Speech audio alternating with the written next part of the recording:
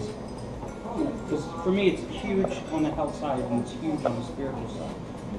And today was just like a real spiritual event, and I always hear it, and I'm just chilling with my son. I'm just like, what's happening here? And I just felt like completely just one with everything, like with the trees and the sun was shining. It was just glorious. It was awesome. It was exciting.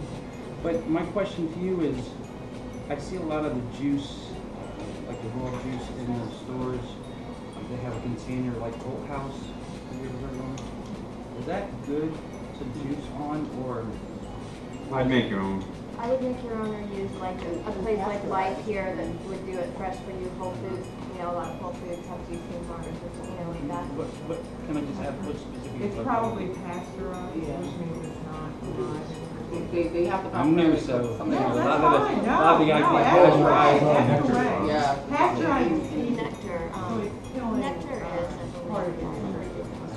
Organic is real important for me. Oh, I think so. especially when Oh yeah, no, I wouldn't argue that point.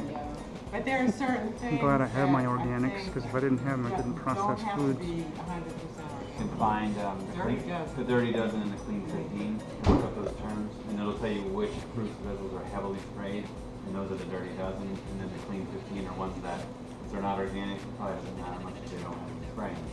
You know, does it matter with nutrient profile? Sure, people can debate that. It's not organic farming method.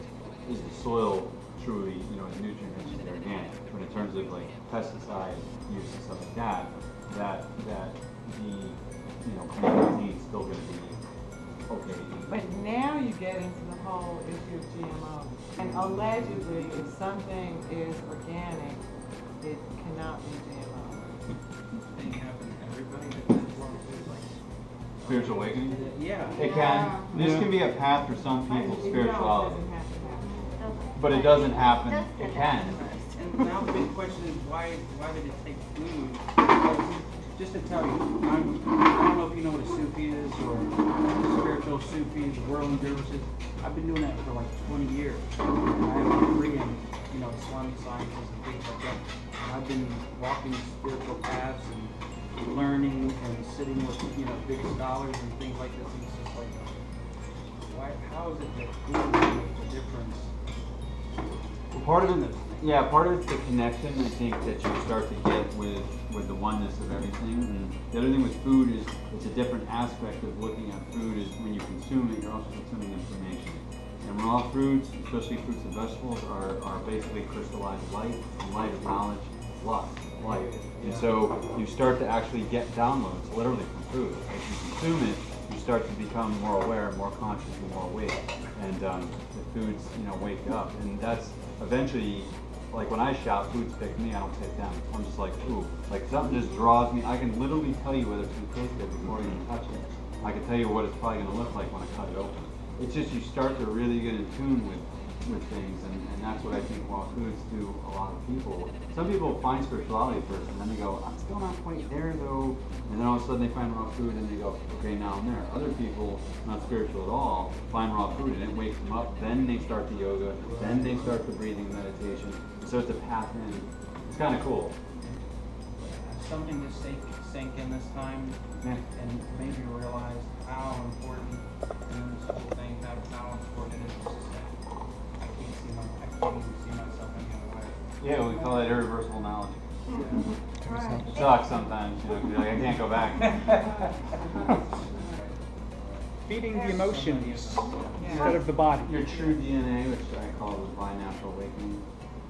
You know, awakening. So I mean, like I said, you get these like information comes down, and fruits and vegetables almost like stepjohn transformers of light, and it comes through, and all of a sudden you're like, whoa! And it's always been there. You're just not aware of it. Yeah, I started freaking out because I thought something was wrong with me. I thought, You're welcome am I to tripping out, or you know. Awakening can scare the crap out of people. That's why a lot of times they'll choose the numbingness instead, because it's scary to wake up. Like, I used to be a chef for 10 years, and you know, and I used to make all the pastas, all the rigatoni, all the, you name it. I can't even think like right now, even wanting to dig into that. And it's been over a week, and I'm like, One more thing, there are opiate compounds, naturally occurring opiate compounds in meat, wheat, and dairy. So So believe me, that's why everybody loves their daily bread and butter. You bet. You take it out after a while, it's very subtle, but it's part of that numbing effect. And food, like any other addiction, will drive people harder to separate than being in relationship with what's right. Because I think more as much because of that opiate compound as anything. Yeah, it's a great point. I'm glad you brought that. Yeah, because like in milk, there's cases of morphine, and it acts like morphine. And when people get a fix, they're sedated and they feel good, and then when they come off of it, they get crabby and cranky and want another fix. And that's why that kind of diet is so addicting. You know, because it was addicted to a false high, where this kind of lifestyle, I don't want to say addicted, you're kind of connected to a real high, and you just kind of bliss out. So, and anybody have any questions? Yeah, hurry, because the food's getting cold. Yeah. You never know. Waka waka.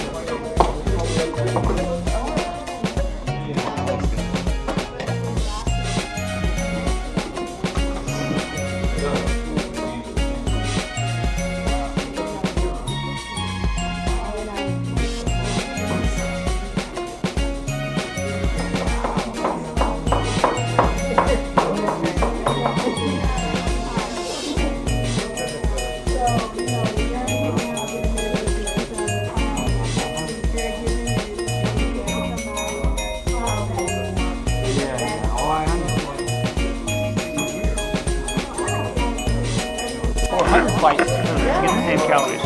Look at lettuce, for example, compared to macadamia nuts. Yeah, so underrated. 1,200, what, a couple ounces of macadamia nuts. Underutilized. Oh my God, that might be 1,500 calories. How many heads of lettuce do you need to do that? 15? Alright, Shan, I gotta run. You can't eat 15 heads of lettuce. Periscoping. Yeah.